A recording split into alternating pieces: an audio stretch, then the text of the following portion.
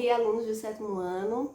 Então, hoje nós vamos dar continuidade aos nossos estudos, tá certo? Compreendendo um pouco sobre o que traz o capítulo 6, tá certo? Do livro, tá bom? Que se encontra na página 80 e vem falar sobre os seres vivos, a classificação e a nomenclatura desses seres vivos. Então, neste capítulo, nós vamos conhecer um pouco da taxonomia, que é o ramo da biologia que realiza a classificação dos seres vivos, ou seja, os biólogos, especialistas na área da taxonomia, são eles que nomeiam novos seres, novas espécies de animais e até vegetais que são descobertos. Aí você pode estar se perguntando por que e para que classificar os seres vivos. Então, durante toda a história da evolução, os cientistas sempre tentaram nomear os seres vivos, porém não seguiam um padrão. Inicialmente, eles tentaram classificar os seres pelos portes, ou seja, seres maiores, seres menores. Tentaram também classificar os seres pela ausência de sangue ou não. Esse ser vivo tem sangue na sua composição, esse não tem. Porém, essas tentativas não surtiram muito efeito. Não dava para encaixar todas as espécies de seres vivos que iam surgindo. Até que um cientista chamado de Carl von Linné, tá certo? Mais conhecido como Linné, criou critérios para classificar os seres vivos, criando assim uma categoria taxonômica, ou seja, ele estabeleceu regras para poder se classificar, se dar um nome científico a um ser vivo. Para que a gente possa compreender melhor a classificação dos seres vivos, nós temos que compreender o que realmente é a taxonomia, tá certo? Então, essa palavra de nome tão difícil, ela vem para nomear uma ciência, um tipo de estudo, tá certo? Que tem como objetivo identificar universalmente, tá certo? Qualquer ser vivo em categorias, desde os mais específicos até os grupos mais abrangentes, tá certo? Então, a taxonomia vai ser uma ciência criada para identificar universalmente, tá certo? Os seres vivos em categorias, desde as mais específicas até as mais abrangentes. Então, hoje, para poder nomear um ser vivo, tem-se que seguir as seguintes categorias. Primeiro, eu tenho que saber a que espécie esse ser vivo pertence, a que gênero ele pertence, de que família ele é, qual a ordem, a classe, o filo, o reino e o domínio. Ou seja, 8 categorias que Linneu estabeleceu, tá certo? Para que se pudesse classificar um ser vivo cientificamente. Então, tinha que se fazer um estudo e descobrir todas essas categorias aí com relação ao animal para que ele pudesse receber o seu nome. Então, com isso, nós vemos que a classificação reduz a diversidade. Ou seja, a partir do momento que a gente classifica uma espécie vegetal ou uma espécie animal, se diminui aquela diversidade de animais que acreditava-se que pertencia-se a um só grupo. Não, se esse animal pertence a esse grupo aqui, então aquele vai reduzindo e cada um vai se encaixando dentro do seu filo, da sua espécie, da sua família, da ordem a que pertence.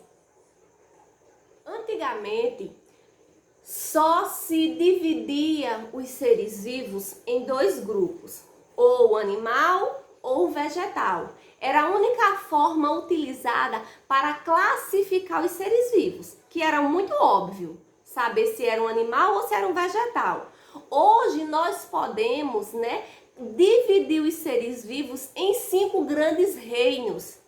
A partir da nomenclatura, da classificação, dos estudos que Linneu fez há anos atrás, há séculos atrás, hoje nós podemos classificar todos os animais que existem, todos os seres vivos que existem em 5 reinos, que vão ser o primeiro, o reino Monera, o segundo, Protista, o terceiro, o reino Fungi, o quarto, o reino Plantae e o quinto, que é o reino Animalia.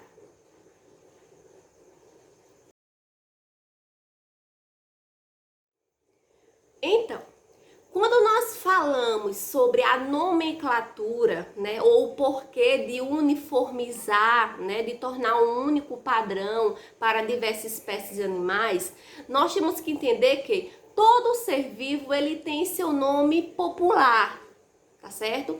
Que é o nome pelo qual ele é conhecido pelas pessoas. E além de ter o seu nome popular, ele tem o seu nome científico.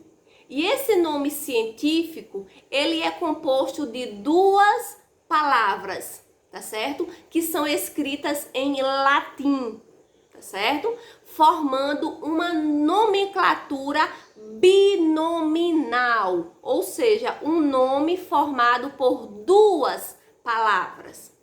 Por exemplo, observando aqui o nome deste protozoário, Trypanosoma cruzi.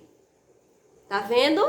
Então, ela é uma classificação binominal, porque ela é formada por 2 palavras, tá certo? Então, para que houvesse um entendimento científico, foi criado essa classificação universal. Ela não é aqui só para o Brasil, ela é para o mundo inteiro. As regras que existem para se classificar um ser vivo, para atribuir a nomenclatura a um ser vivo, ela é válida para o mundo inteiro, tá certo? Então, essa nomenclatura universal, ela respeita algumas regras. Primeiro, qual é a primeira regra? O nome da espécie tem que ser escrito em latim. Essa é a primeira regra, que é a linguagem, podemos dizer assim, primitiva, a primeira linguagem.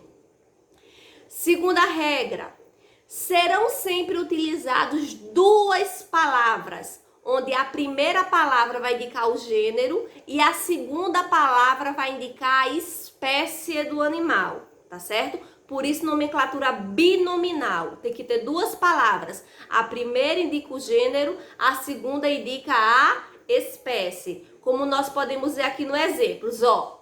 Equus cabalus. Aonde equus representa o gênero e cabalus representa a espécie. Então, esse é o nome científico de que animal? Do cavalo, tá certo?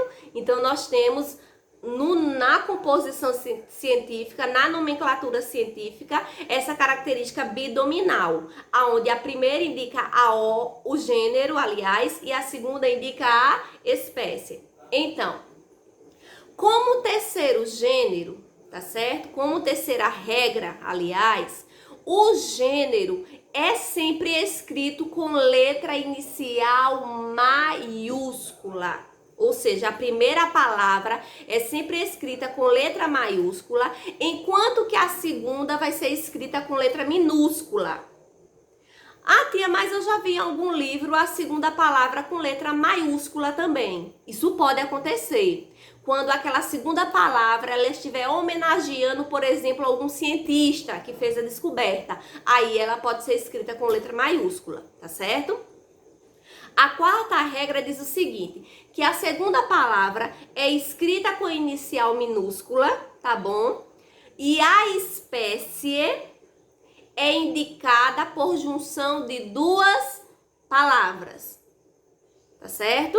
Segunda palavra escrita com inicial minúscula e a espécie é indicada pela junção de duas palavras, ou seja, em alguns casos nós vamos ter como nome científico de um animal ou de um vegetal 3 palavras, onde a primeira indica o gênero e as outras 2 indicam a espécie, tá certo? Então essas são as 4 primeiras regras. A quinta regra, para poder nomear um ser vivo cientificamente, diz que ambas as 2 palavras devem sempre estar destacadas, tá certo? Nomes científicos, eles sempre devem aparecer destacados. Ou em negrito, que é aquela cor mais escura, tá certo? Ou sublinhado, ou em itálico, que é aquela letrinha mais inclinada, mais deitada, tá certo? Então, todo nome científico deve obedecer essa quinta regra.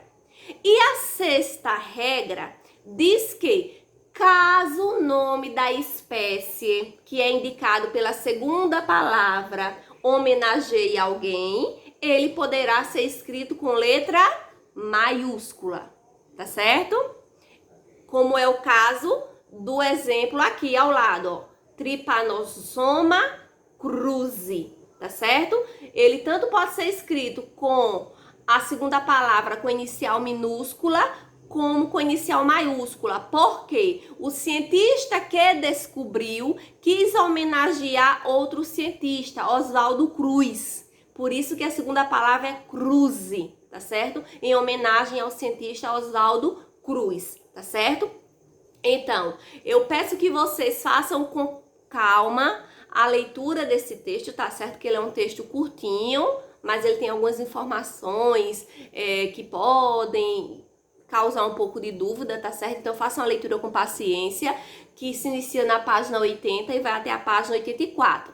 E desenvolva as atividades, que estão em 2 páginas. A atividade é bem curtinha. Está na página 85 e na página 87. Tá certo? Então, tchau, até a próxima aula. Qualquer dúvida, estou à disposição.